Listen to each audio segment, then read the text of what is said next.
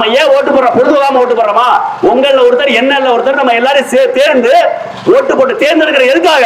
நீங்கள நானு சாக்கடை போடுறது என்ன வேலை, தண்ணி தொட்டில என்ன வேலை, இருக்கிற தெருவுகளுக்கு என்ன வேலை, சாலையில என்ன வேலை, கல்வி என்ன வேலை, பள்ளிக்கூடம் இருக்கா, கட்டணம் சரியா இருக்கா, மருத்துவமனை சரியா இருக்கா, டாக்டர் சரியா வர்றாங்களா, இதெல்லாம் நீங்க நானும் பார்க்க முடியாதுமா.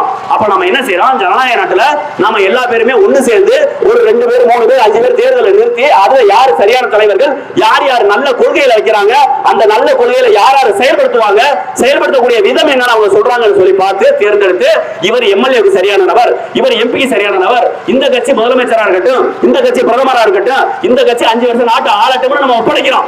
ஆனால் அவர்கள் யாராவது அதை சரியா செய்யறாங்களா கொஞ்சம் சிந்திச்சு பாருங்க.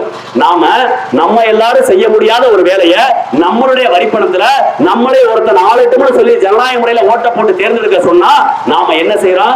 ஓட்டுக்கு பணத்தை வாங்குறோம். நீங்க நல்லா தெரிஞ்சுக்கோமா, இந்த நாட்டில் நடக்கக்கூடிய கொலை, கொள்ளை, லஞ்சம், ஊழல், பாலிய வன்கொடுமை, கஞ்சா, சாராயம் எல்லாத்தையும் விக்கிறது செய்யறது இந்த கொடுமையாளர்கள் காரணம் எம்எல்ஏவும் எம்பியும் VAO RI tahsildar police inspector SI இப்படி நம்ம நினைக்கிறோம். இல்லங்கம்மா, இங்க நடக்கிற எல்லா பிரச்சனைக்கு காரணம் அந்த போலீஸ்காரர் லஞ்சத்தை வாங்கிட்டு கஞ்சா விற்க விட்டாருங்க. நான் அந்த ஊர்ல போலீஸ்கார அரசியல்வாதி லஞ்சம் வாங்கிட்டு சாராய கடையை விட்டாருங்க.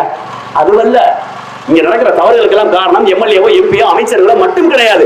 அவர்களை தேர்ந்தெடுத்த நம்ம தான் காரணம்.